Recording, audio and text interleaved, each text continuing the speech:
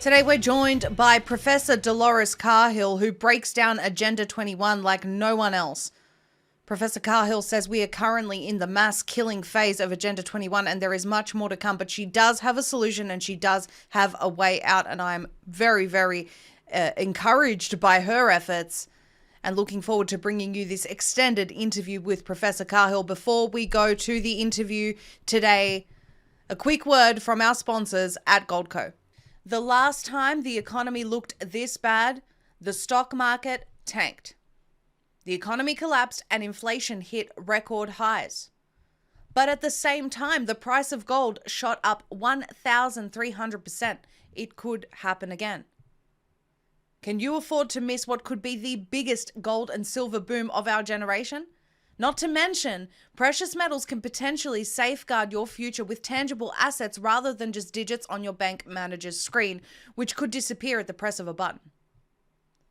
Visit the link in the description below or call 855-913-0814. That's 855-913-0814 to protect your retirement savings and get up to $10,000 in free silver. This offer is exclusive to the United States. So if you're in the US, call and protect your wealth today. Professor Dolores Cahill, thank you so much for joining us today. It's truly an honor to have you on the broadcast.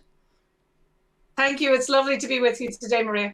I can tell you that my viewers have been asking for a long time to hear from you. I've been listening to you speak since 2020, and I think that you just have a wealth of knowledge. But the one thing that I love most about you is the fact that you are a solutions-focused purpose. And while the time that we are living in is a dark time, it is a difficult time, you're always talking about how we can actually approach this in a way that empowers people, which I'm grateful for. So we will talk about that, but I'm a big believer in the fact that you don't know what you're standing against unless you actually know what you're standing against. So we will start there. But before we get into Agenda 21, the mRNA injections, and so much more covering the agenda, just for those who haven't heard you before, can you give us a brief overview of your experience and how you became involved in this fight? Okay, well, thank you for having me on, and thank you for your audience as well. It's lovely to be invited. I suppose my background is in my degree, molecular genetics, PhD immunology. And then when I started to do my PhD and postdocs, I realized the tools I was using, the antibodies, were entirely inaccurate. And so I really took science 1 year at a time in order to, because when I was raising issues about these tools not working properly, people were saying, oh, that's not career enhancing. So it turns out they were entirely inaccurate. And then in around 94, 5, and 6, with others in Germany in the Max Planck Institute, we developed these high content protein chips. But we could show that a lot of the antibodies that were used in diagnostic tests to diagnose diseases like cancer and autoimmune diseases were wrong. And then I started to get a lot of pushback because it meant that the manufacturers of the diagnostic tests were then shown to be inaccurate and they couldn't sell their products anymore, which is very similar in a way to what's going on. So I then co-founded with others a company, Protogen, in 1996 and 7, and we sold it in 2019, and we became world leading in assessing high content protein chip technology, diagnostic test technology, and then checking whether the tools or tests were accurate or inaccurate, including through European Union and German research funded collaborations with, many groups, including Nobel Prize winning groups. So part of that then led me on a journey about why would the diagnostic industry and the pharmaceutical industry be using diagnostic tests that were inaccurate, because what that means is that people were being diagnosed with cancer and autoimmune diseases and other diseases, but they didn't have them. And that then a lot of the treatments were not like vitamin D or vitamin C that could help them. They were highly toxic interventions like chemotherapy, or they were saying that certain, vaccines were containing the most toxic ingredients like mercury, which is the most poisonous ingredient on the planet that's not radioactive. So then part of that journey, I then went to study. For example, I was looking that babies were dying in the days and weeks after they were getting their injections at 2 months and 4 months, on the vaccine schedule, and that nobody was really stopping it. So then I went on to be advising in research and in governments. I was on the Irish Government Advisory Science Council for 10 years. And then I went on to advise the European Union, and I was a seconded expert in the European Union in the unit for the global coordination of the world. And I was in the unit for the coordination between Europe and Asia.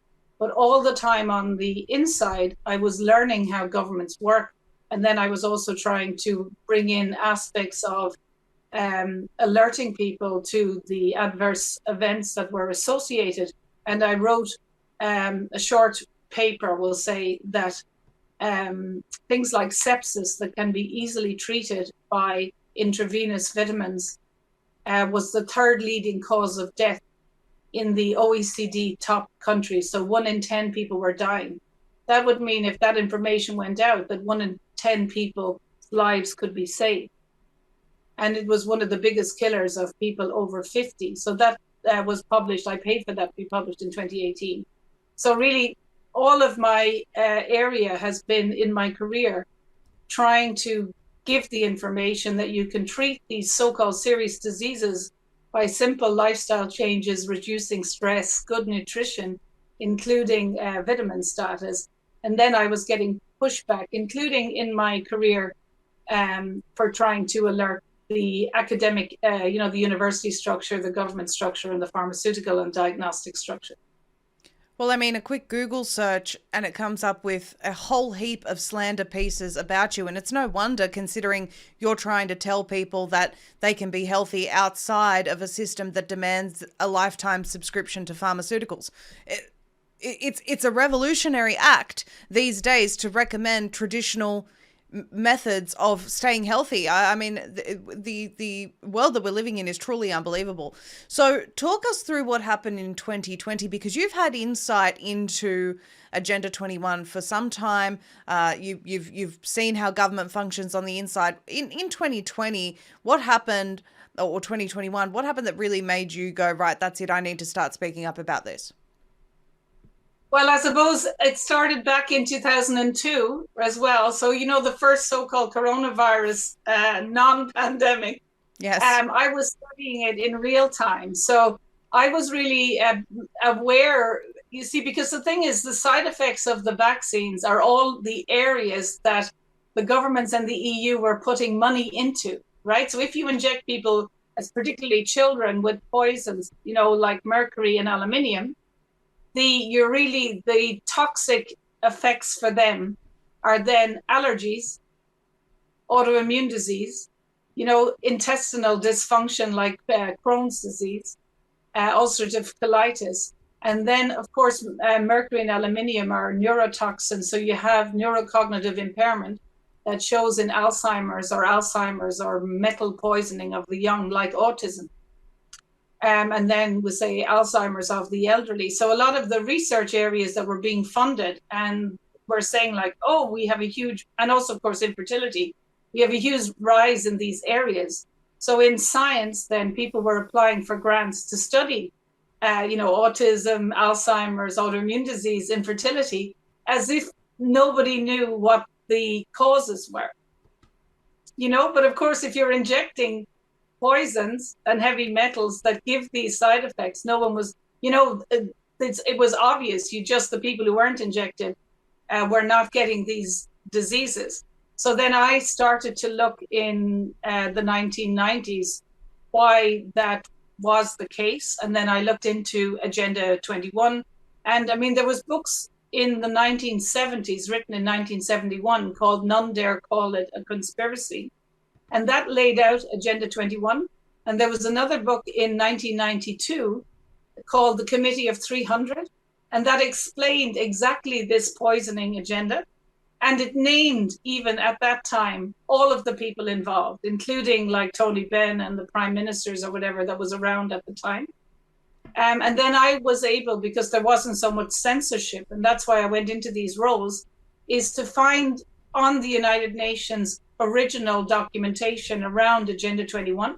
And that was published in Rio in 1992. Now, we don't need to go into it, but a pharmaceutical industry came into the valley where I grew up when I was around 7 years old, and between 7 and when I was age 21. So this would be in the 80s and 90s. There was a farmer in our valley that was taking a precedence case against the poisoning of the valley against Merck Sharp and Dohme, and he lost over that period, but eventually won in the Supreme Court in Ireland. And my father and our family were one of a number of families that were supporting him and gave evidence, including from the cattle and the calves that died. So what I saw in my childhood was that the governments and the local county councils and all of the agents of the state were not recognizing that there was a poisoning of the valley. And so from my early childhood, I was interested from that case in the law.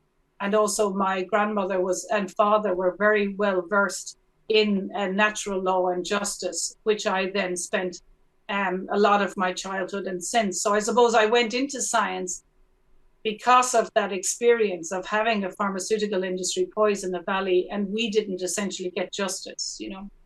And you said, all of these people questioning why this is happening to children, for example, with the childhood vaccines, so-called vaccines. I mean, the what used to be vaccines really isn't vaccines anymore.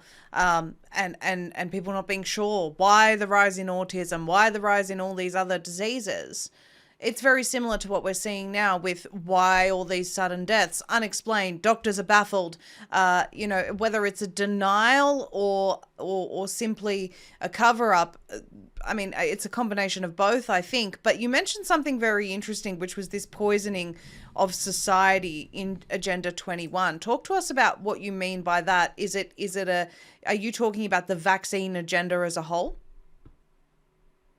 Yes, so I suppose for people who are listening, Agenda 21 is the United Nations agenda for the 21st century. So I think a lot of people think, well, the 21 is just 2021. So it was published in 1992, and then it goes on to 2099, we'll say. So it's the agenda for this entire century. And so then you have Agenda 2020, Agenda 2030, 2040, 2050.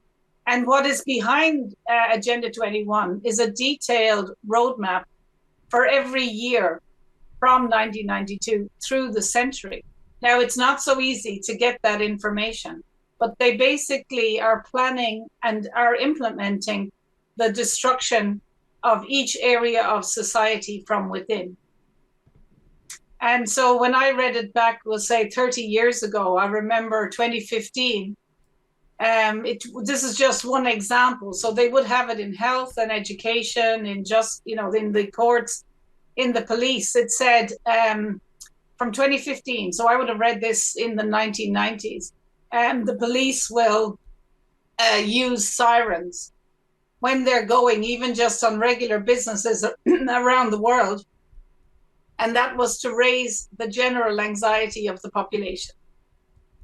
And then another one was that we will reduce the lighting, we'll say, from 2016 on the streets in order to make people feel more insecure in the nighttime when they're walking around their towns and cities, in order to ensure that they don't go out as much as they would. So all of what they're planning is very similar to what people will see from the so-called COVID-19, is to separate people and to isolate people, and for people to kind of be intimidated, particularly by the agents of the state corporations, including the police.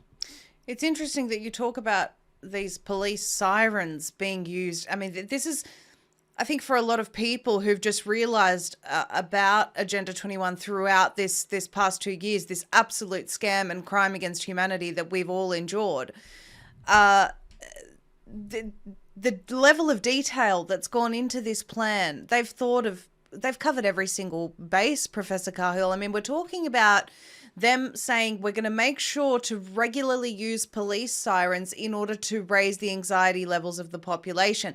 One thing I mentioned to a friend recently was, we never had this many helicopters flying over where I live in Sydney. Occasionally we would have them, Western Sydney does get some of that.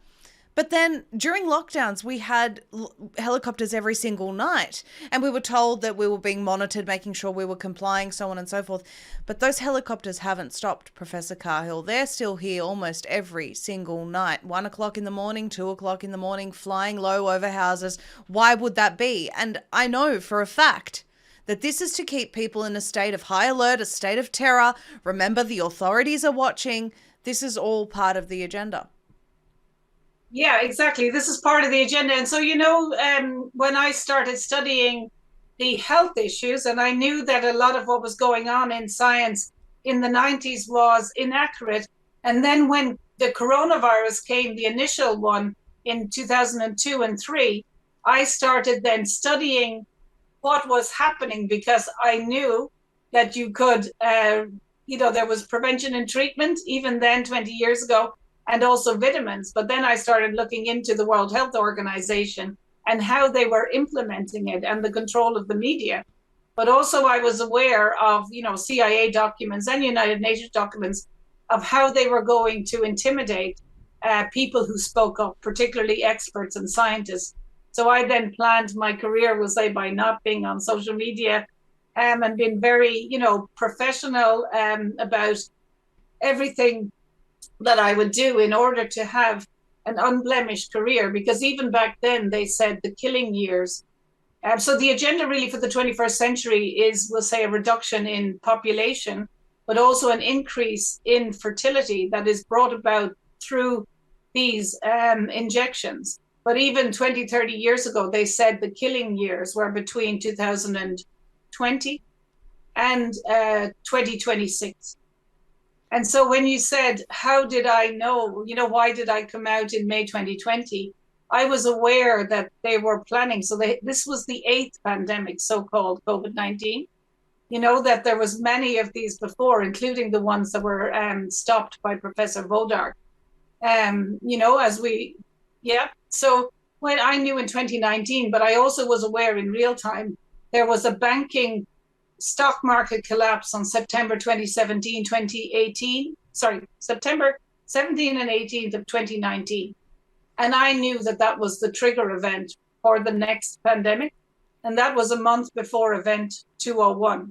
So I actually bought an iconic property and a castle in that month, in order to be a meeting place for when the unlawful detention of people in their homes, the so-called lockdown, would happen. And then I was watching Event 201 in real time. And then when it happened in November and December and January within the EU, I had a role on the Innovative Medicines Initiative, a voluntary role where I was nominated by Ireland and I was vice chair. And they were pushing money into mRNA vaccinations as part of an EU funding mechanism in January and February of 2020. And from the inside, I was given the information around vitamins and that it was not necessary, which was not heeded. And then I was ringing all of my network in the spring of 2020.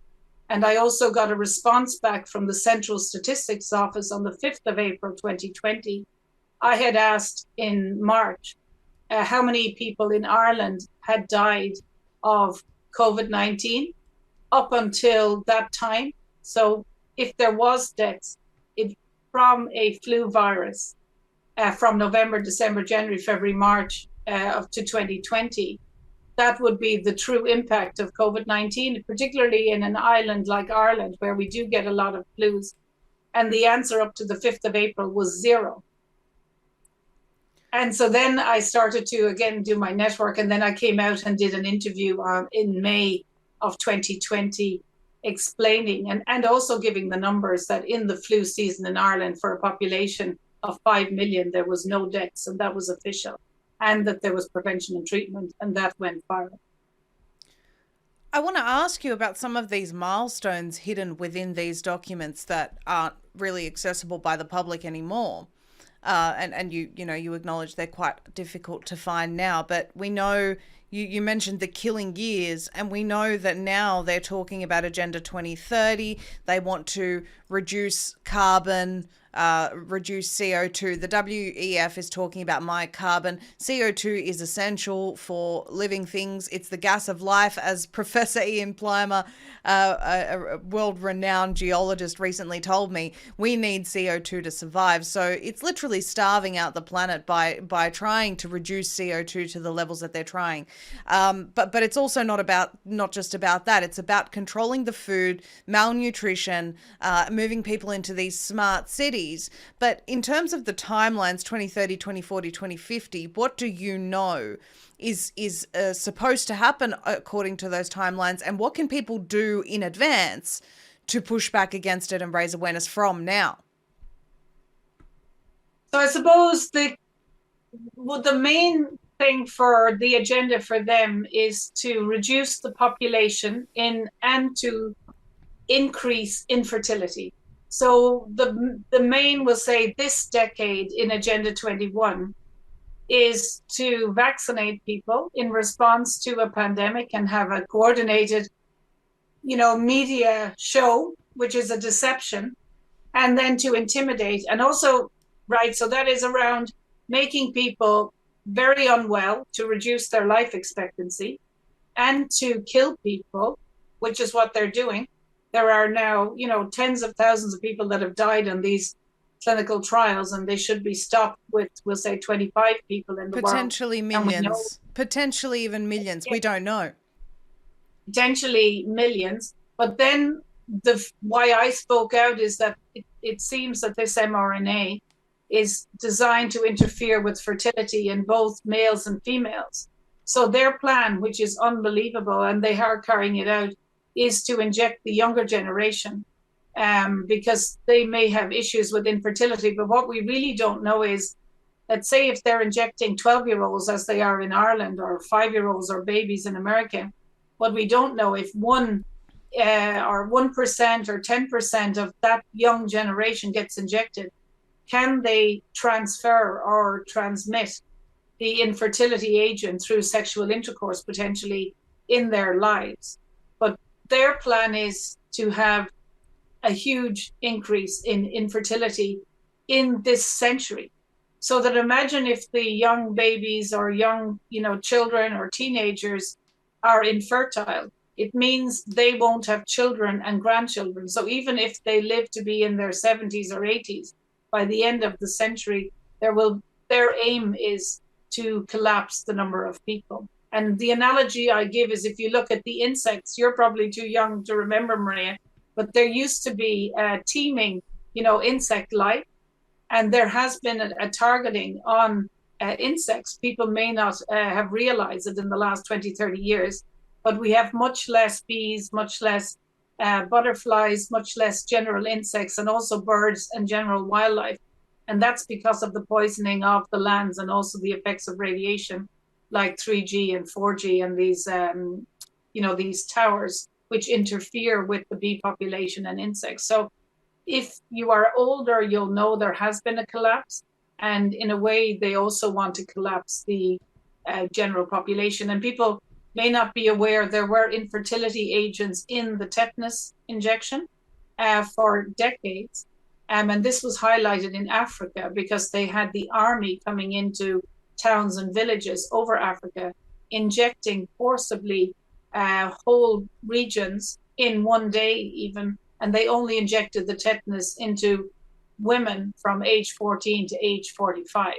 And in the tetanus vaccine, they had a hormone, human gonadotrophin hormone, subunit B, that meant that when that woman was ever pregnant, the fertilized egg, as it was going into the fallopian tubes and into the womb, the hormones would not be available in order to prepare the womb. So essentially that woman would never retain a pregnancy. And we see that as a similar issue with the so-called spike protein.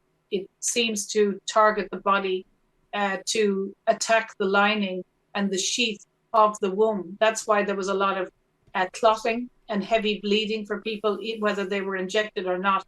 And we know that the HPV vaccine in combination, 2 times the body after that attacks the ovaries. So you have shriveling of the ovaries in 10, 15 years.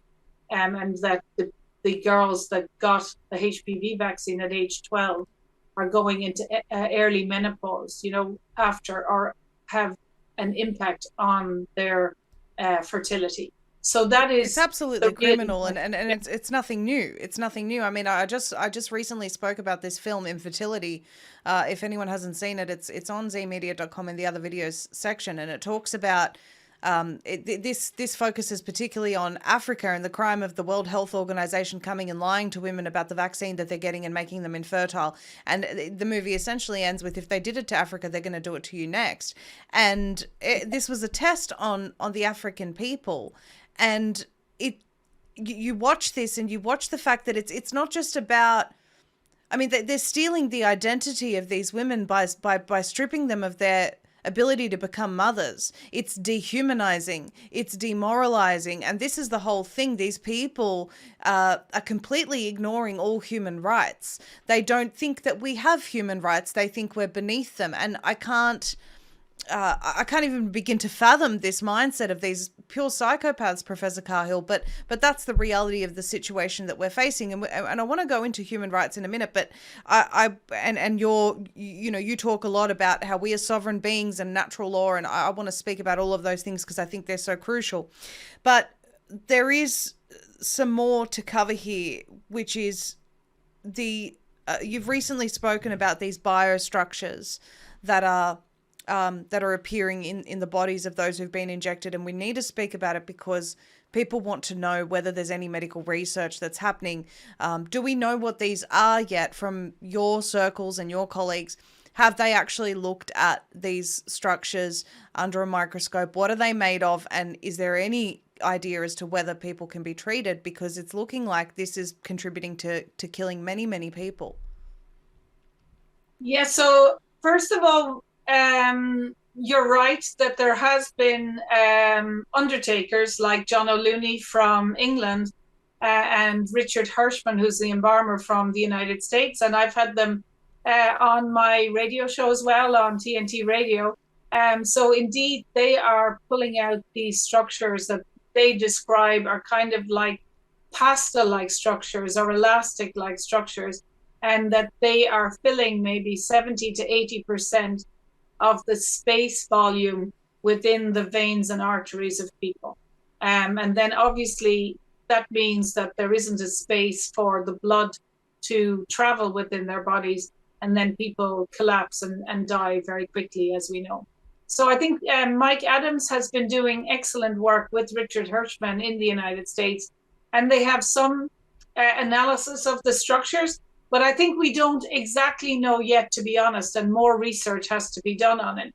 But it looks like that the components of the initial injection is triggering or allowing a kind of a generation of a large three-dimensional structure from components of the immune system and the response and the reaction that the injection is allowing to happen. So it's only found in people who have been injected, but also worryingly in people who've had blood transfusions. So even back in 2020, I was saying, because this is part of the plan, that we should have a separate, we should not be taking blood donations from people who've had the injection, and that we shouldn't be mixing those bloods, that only people who've been injected should really get blood. But really, essentially, we shouldn't be doing it. And that has not happened. They were deliberately taking blood donations and mixing blood donations for people who hadn't been injected. So we do need to do more research. But in a way, whatever the structures are, right, that is of academic interest. Of course, the more we know about the structures, then we can try and stop it. But more research, I guess, has to be done. Yes, I definitely agree with you. And I know that there are others working on it all over the world, but I wanted to know whether you knew of any progress since Mike Adams and his findings.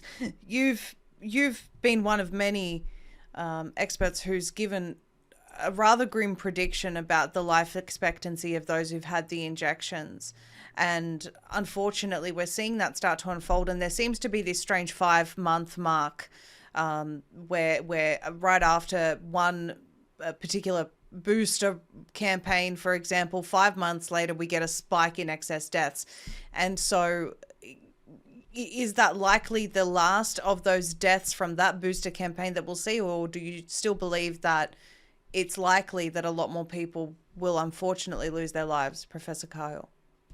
So I think, unfortunately, more people will lose their lives. So I think in May 2020, so for people, this was almost a year before any of these products were really on the market. I gave the information plus all the references in the interview with Dave Cullen on Computing Bit Forever and Del Bigtree on the Highwire, that 0 mRNA injections were ever licensed anywhere in the world up until 2020, because in the animal studies and the studies in babies and people, in some of the animal studies, all the animals died, but in a longer period after the injection.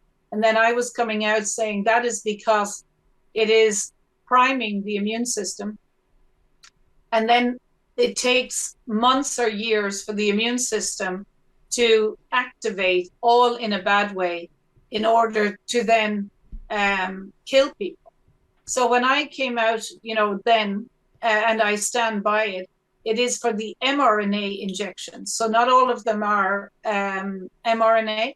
And of course, if there was placebo, or if it was that from a particular batch that wasn't placebo, because of the mixing of the ingredients was not done properly in the manufacturing process, there are people who could get a non-placebo injection, but may have very little of the mRNA.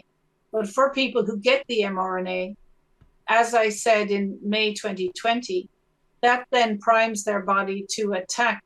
And it is the immune system, or what's primed, may have a homology to wherever the mRNA or the peptide is, or the protein in their organs. So the immune system will then attack that organ, but that they will present to the medical system with unusual symptoms like an enlarged heart or sudden adult death or breathlessness or sepsis, or if the mRNA is in other organs like the pancreas or other ones, they'll appear with sepsis, which is the body attacking their own organs, and that the medical system will not make the connection between these unusual presentations or sudden adult death or issues with the heart and the injection. So I basically came out with that in May 2020. And what I said was, for those with the mRNA, the time that they would die would be within 3 years to 5 years after the injection. But it depends then on how young they were, how healthy they were, whether they had other comorbidities. So that unfortunately is true, unfortunately. So we're only 1 year in, and we already see, and of course, because if people have had multiple injections, there are toxic agents that have a different mechanism of killing people within the vaccines. So the ones we see on open-vaers.org, that of people who die within the first month, which are tens of thousands, that 1 in 4 die within 48 hours. And it probably is that they're dying within a different mechanism, is that they are hyperallergic to ingredients that are in the injection, like polysorbate 80 or something that causes, or polyethylene glycol, or SM-102, which it says on the data sheet is fatal if in contact with the skin. And in some of the injections, it's the second largest ingredient by volume. So there, and I think Dr. Sherry Tempany did excellent work from the beginning of 2020 on the various mechanisms of how the components of the injection cause illness and death. But just to sum up, that sadly with the mRNA injection, it primes the immune system, and it just depends then how much you had, how healthy you were, how long it will take. But in the animal studies, all of the animals died. And in the ones where only half the animals died, it was examples where they injected, we'll say, 100 animals. 50% of the animals may have died within 6 months. But then they would stop the experiment, kill all the animals, and then say only 50% of the animals died. But if they had kept those animals alive, all of those animals would have died within, the time frame that sadly would be the equivalent of 3 to 5 years. So right now in the state of New South Wales, we're talking about making it law, mandatory, that by August of next year, all cows, all livestock will be injected with mRNA. Few problems here. The mRNA technology is incredibly problematic, and this clinical trial that they've run and signed everyone up to has proven that this is extremely deadly and dangerous. Now, some may say, okay, granted that the COVID-19 vaccine is different, but we're talking about, and it's not a vaccine, I hate using that word, but we're talking about mRNA technology that has harmed humanity and is now they want to inject it into all livestock. Do we know whether through the studies that have been released and through, what's out there right now, do we know whether that would likely, if the animal was to survive, then pass on to the human if they consume that meat? Well, first of all, to answer, in 2020, zero of this mRNA technology was licensed because the animals, whether it was ferrets or hamsters or ones with, there was trials in babies and children, that the animals got very sick and died when they had the mRNA. So why would you be injecting this technology into animals, first of all? And then we don't know, but if the animals were making, we'll say it was spike protein, or if it was in the milk, right? And if we have a world population that many of them that are injected are primed against the spike protein to have this immune response, that if they have that priming in their body and then they're drinking milk or eating food that has also the spike protein in it, we'll say, because we don't know what's in it.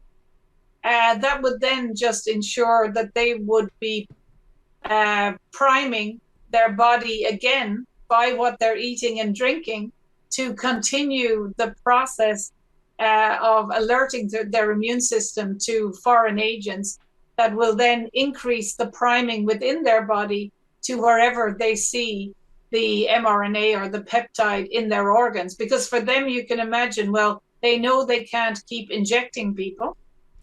And if they want to contain the attack on people's bodies, to prime or activate the immune system, they have to be exposed to the agents that were in the injections. So that then if it was in the food that they would eat, it would get absorbed into their body and prime the immune system to try and get rid of that from the food or the milk. But then they would also re-alert them to see the presence of the spike protein in their organs, which would then allow the body or the immune system to attack the organ and then make them more chronically ill.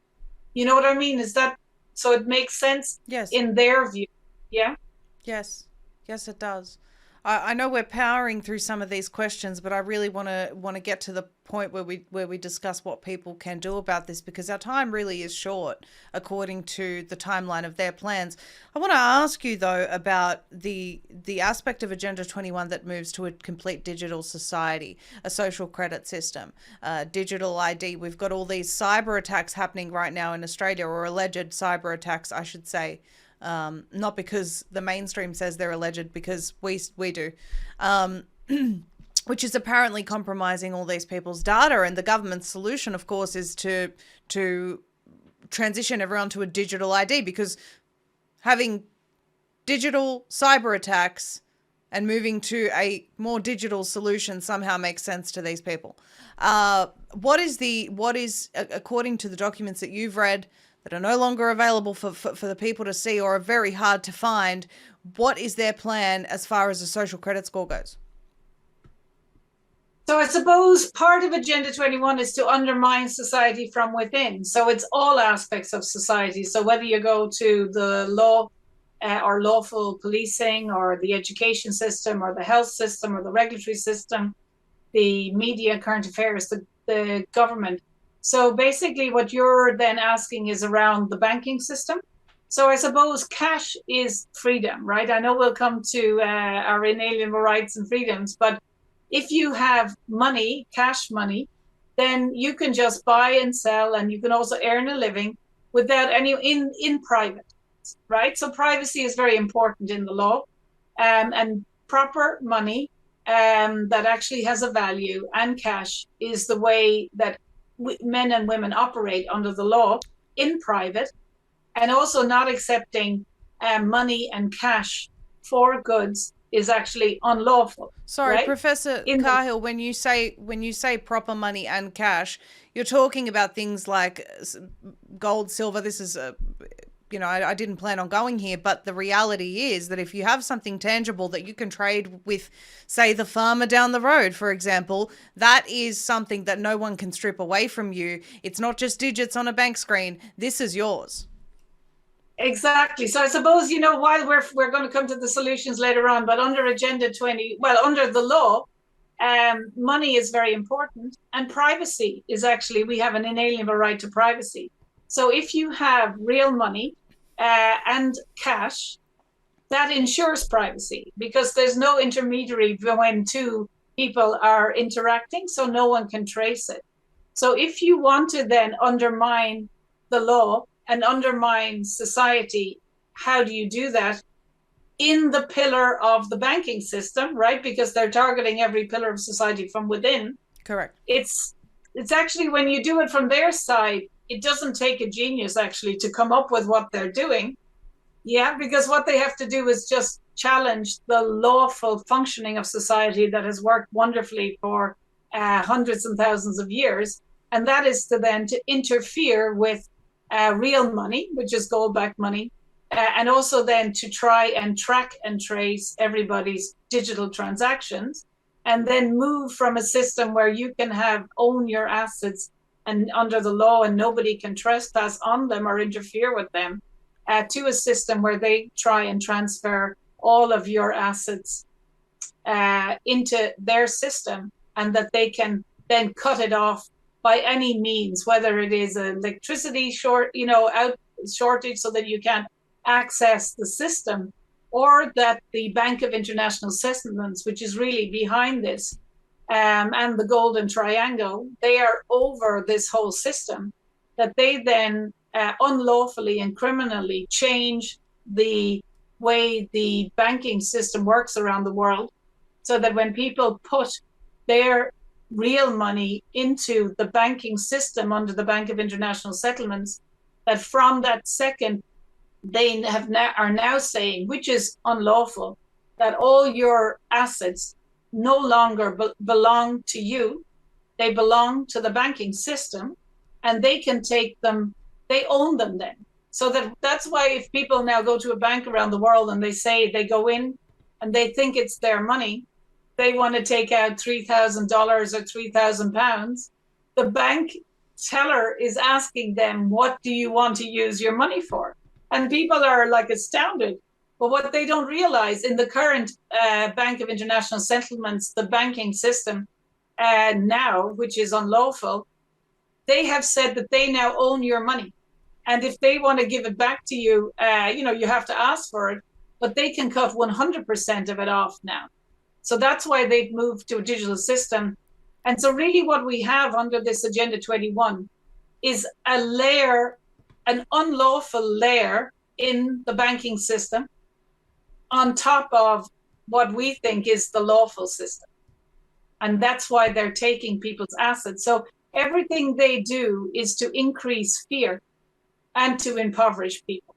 So that's why they have to move to a digital currency, but also it means that they can track and trace people. And then if they want to undermine people financially, they can then just tax different areas of life to an extent that people really can't function. They don't have any spending power left. If everything is digitized in their unlawful world, they can then just increase taxes and impoverish everyone. And of course that, and also artificially cause inflation and hyperinflation. And what that does is it raises existential fear in people because they are afraid that they can't feed their children. So that's the reason why they're moving to digital, putting everything into digital accounts, and also doing digital transactions and nudging people over a number of years. And the last thing is, I suppose, is what they're doing. This is a multi-generational program. So it's a nudge thing. So if they can do it in one generation, the generation that are 5-year-old now, in 20, 30 years' time, they will think it's normal that real money and cash isn't accepted, and that we've moved to this digital system.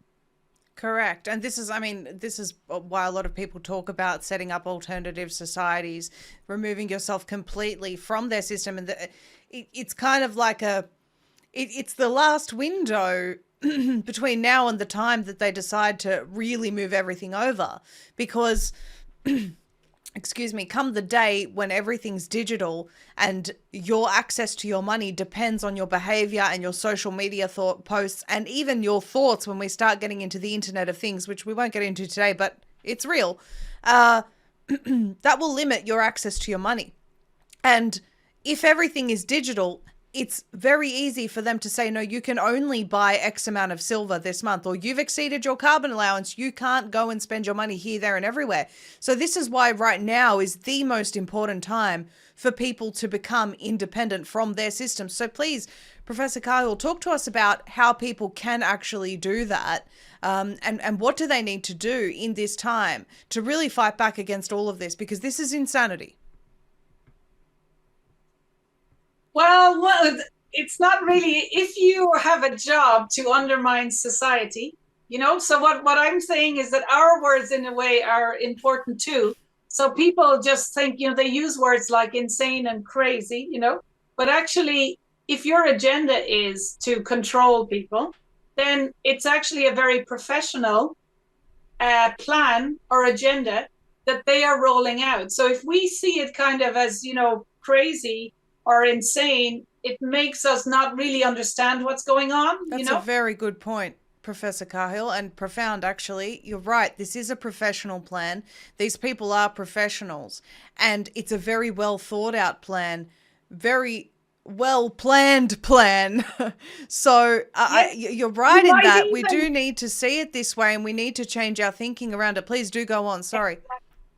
No, thank you, Maria. So that's fine. So you know what? You might even say it's an agenda. Yes, right? You might. That's very important. Exactly, because it's a 108-year agenda. So it's, imagine like if you went to a meeting in 1992 in the United Nations and you had a plan over 108 years to undermine every pillar of society from within. And it was done incrementally so that people wouldn't really be aware from one generation to the next.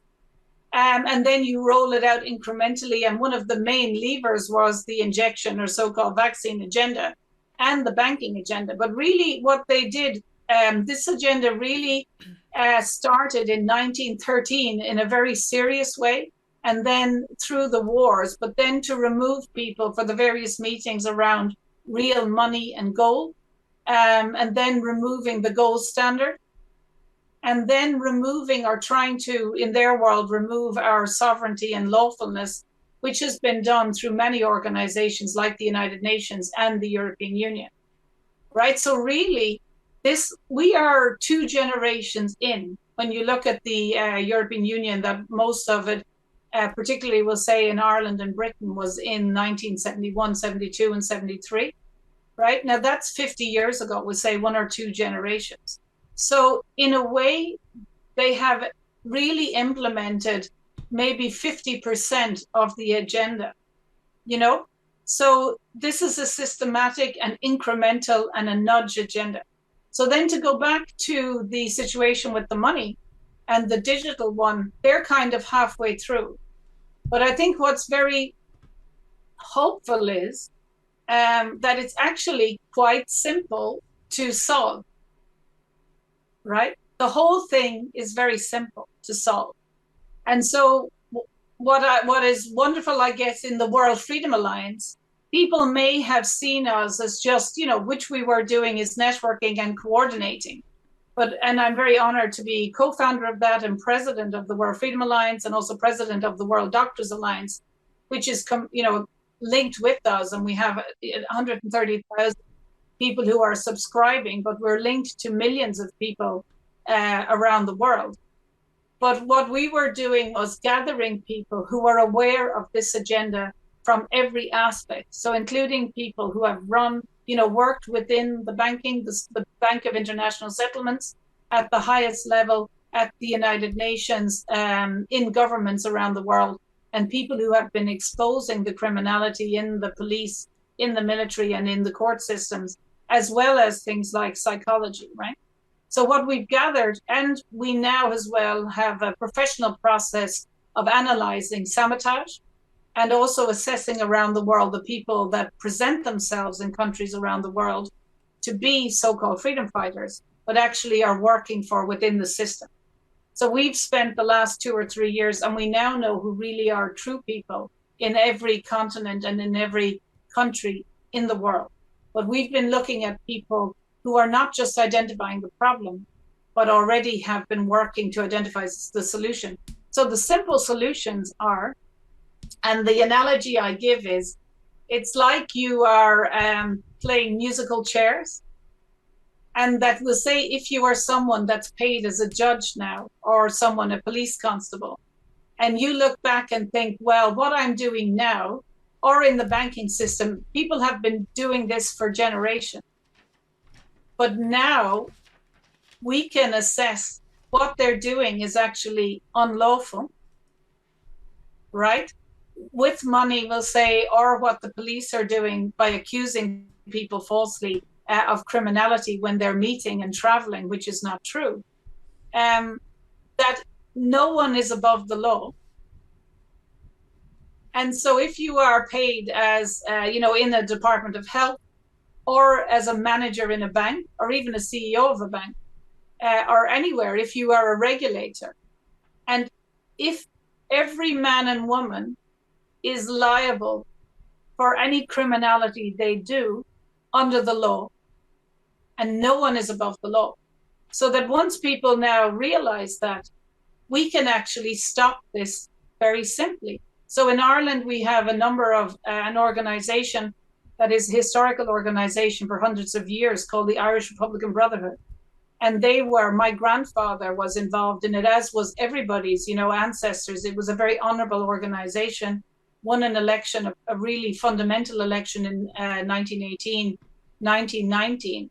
But all the members that had proclaimed and redeclared our sovereignty in 1916 were members of the Irish Republican Brotherhood. And we have reconstituted that in Ireland, and I'm very honored to be vice president of it. And what we're doing now, we have hundreds of people, thousands of people that are aware to solve all this. We just have to ask people that are paid as judges or regulators or the police, is what you are doing lawful? And what is your role? So for example, there was 10 care homes in Ireland where 10 people died within hours or days of the injection in January 2021. Now, the local police constable is paid and has sworn an oath to investigate those deaths. So in one care home, so there was 51 people in one care home. On average, they had 2 deaths a year. And sadly, 8 of them died within 48 hours of being injected on the 21st of January, 2021. 19 of them died. They had 19 funerals within 2 weeks. And 26 of the 51 died within 5 weeks. Now, so this is how we stop this in the whole world, right? For everybody to say, we in society have a societal bond, and that is that people cannot go around killing people. It's very simple. And who do we pay to ensure that you literally do not get away with murder, right? No matter who you are, whether you're wearing a white coat or not, whether you're the president, whether you're dressed up as paid the police or a doctor, you simply cannot go around killing people. And so when there are mass deaths, like 8 people within 48 hours, we then just have to investigate and say, well, did the local policeman report that as a suspicious death? Did the undertakers report it? Did the owner of the care home? And the people we pay, like the coroners, did they investigate, right? So for a coroner and a medical doctor to put the wrong cause of death on a death cert, that's 5 years in prison for them for one case, right? That is the law. Yes. And so simply then we can just look at the system and, just for one death and just say, are you upholding the law? And if you're not, and as well, the police. So if the police and the local judge, let's say a family makes a complaint and the judge doesn't investigate whether the coroner is doing their job or the people we pay as judges, it is the second highest crime of malfeasance and malfeasance in public office and criminal misconduct for a judge to not investigate that type of crime. And so if the law has not been upheld, then ordinary good men and women can just take a good hard look at the people who are paid as judges, and we'll say the Supreme Court in Ireland, and say, are you doing your job?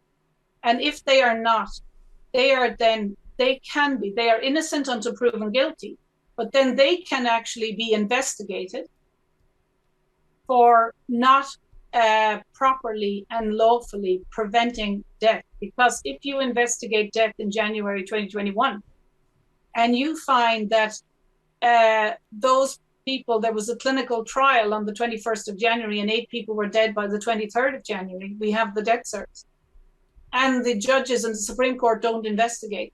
If they had properly investigated, the clinical trial would have been stopped, because in that one care home alone, there was more deaths than should have stopped a clinical trial in the whole world. But the issue now that the judges, the Supreme Court, and every individual man or woman, the police in Ireland have is that all of the deaths after the 23rd of January 2021, the liability rests on them, because all of us under the law, if we are aware that there is a harm and death taking place, we have a duty under the law to stop that. And but a lot of them would deny. Sorry to cut you off there, Professor Cahill, but I think a lot of people tried this method, and the police simply say, yes, we'll investigate.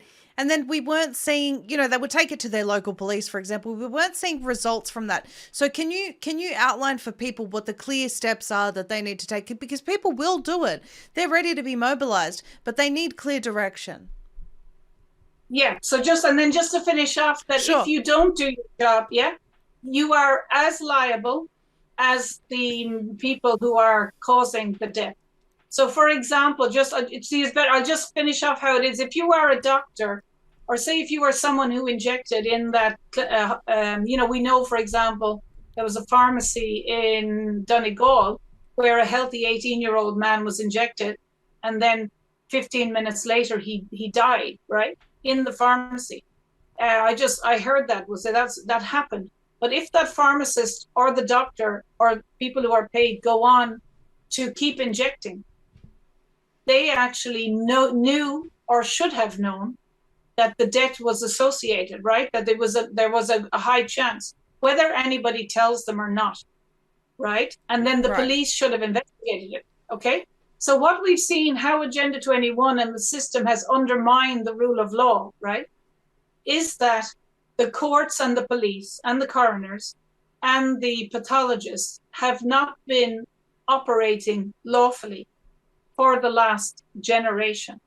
Now, within Agenda 21, they have a detailed program of analyzing the psychology behind the criminal behavior, right? Like the Tavistock Institute.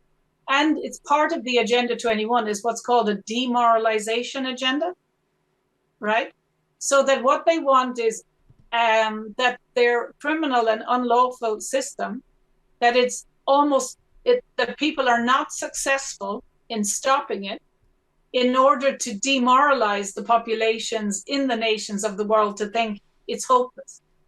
So that's why the actions of people who say they are freedom fighters, but actually their actions, which are not successful, are part of the demoralization agenda to make it look like certain systems will not work. Right. Because they apply them, right?